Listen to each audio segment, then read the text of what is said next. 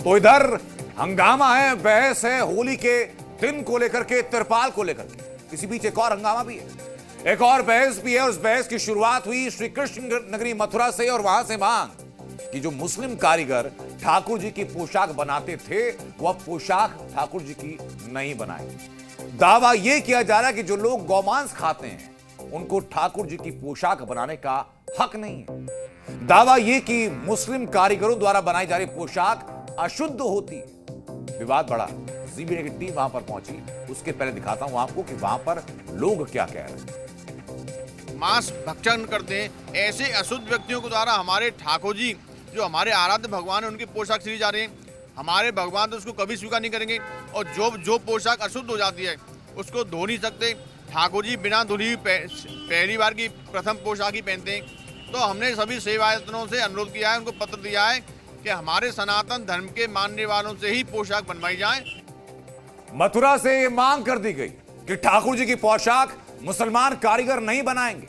इसी पर विवाद बढ़ा तो जी मीडिया की टीम एक बार फिर पहुंची ग्राउंड रियलिटी जानने के लिए और उन लोगों से बात की जो लोग ये पोशाक बनाते हैं।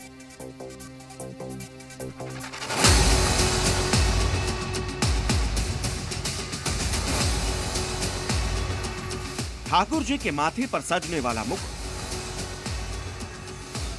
बाल गोपाल के गले में मोतियों की माला और उनके चमकदार पोशाक। आज तक किसी भी श्रद्धालु ने लड्डू गोपाल के लिए पोशाक खरीदने से पहले ये कभी नहीं सोचा होगा कि आखिर इसे बनाया किसने है, इसे बनाने वाले का नाम क्या है, उसकी पहचान क्या है। लेकिन दिनेश शर्मा फलाहारी के एक बयान ने अब ये हमेशा हमेशा के लिए बदल दिया है। मांस भक्षण करते हैं ऐसे अशुद्ध व्यक्तियों के द्वारा हमारे ठाकुर जी जो हमारे आराध्य भगवान है उनकी पोशाक सिली जा रही है। तो हमने सभी सेवायतनों से अनुरोध किया है, उनको पत्र दिया है कि हमारे सनातन धर्म के मानने वालों से ही पोशाक बनवाई जाए। मांग उठी कि मुस्लिम समुदाय के लोग पोशाक न बनाएं, लेकिन सवाल उठता है कि इस पोशाक को सिर्फ एक खास समुदाय ही क्यों बनाता है। ये जानने के लिए हमने वृंदावन के दुकानदारों से बात की।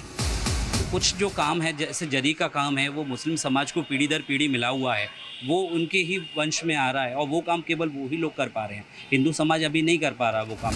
ये काम होता कहाँ है, कौन लोग ठाकुर जी की पोशाक बनाते हैं, ये जानने के लिए जी मीडिया संवाददाता उन कारीगरों के पास भी पहुंचे। उनके वर्कशॉप में जाकर ये समझने की कोशिश की कि आखिर उनके बनाए पोशाक में क्या खास है।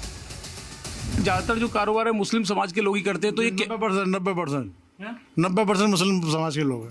तो कैसे आप लोग मतलब सीखते कहाँ से, कब से आप लोग? तो सीखते चले आ रहे हैं, पूरी चली जा रही है। परिवारों में फर्क पड़ेगा। जो लोग हैं जब 1000 से ऊपर 1500 से ऊपर वर्कर काम करते हैं, जब वो बंद हो जाएंगे तो फिर ये क्या खुद बनाएंगे उन चीज़ों? उनका काम है केवल कहने का, माहौल बिगाड़ने का। लेकिन अपने यहाँ पे ऐसी कोई बात नहीं है, सब मिलजुल के रहते हैं सद्भावना के संग। माहौल तो बहुत खराब कर रहे हैं। अगर मुस्लिम लोग काम नहीं करेंगे, ज़्यादा 1500 आदमी मुस्लिम काम कर रहा है, जब वही काम नहीं करेंगे तो ठाकुर जी पहनेंगे क्या?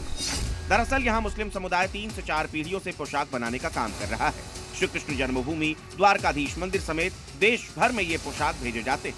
कई मुस्लिम परिवारों की जीविका इसी से चलती है। 10 से 12 घंटे काम करते हैं, तब जाकर 400 से 500 रुपए की मजदूरी बन पाती है। लेकिन लड्डू गोपाल के पोशाक को लेकर जो ताजा विवाद पैदा हुआ है, उसके बाद स्थिति बदल सकती है। मांग उठाने वालों का अपना तर्क है, तो वहीं मुस्लिम कारीगरों को रोजी रोटी खोने का डर सता रहा है।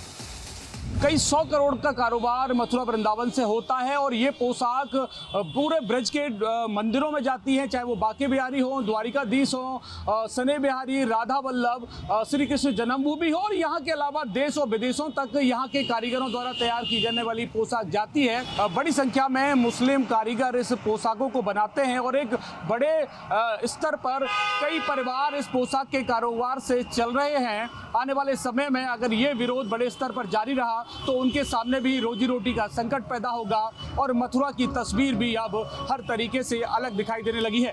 करण शर्मा, जी मीडिया, मथुरा।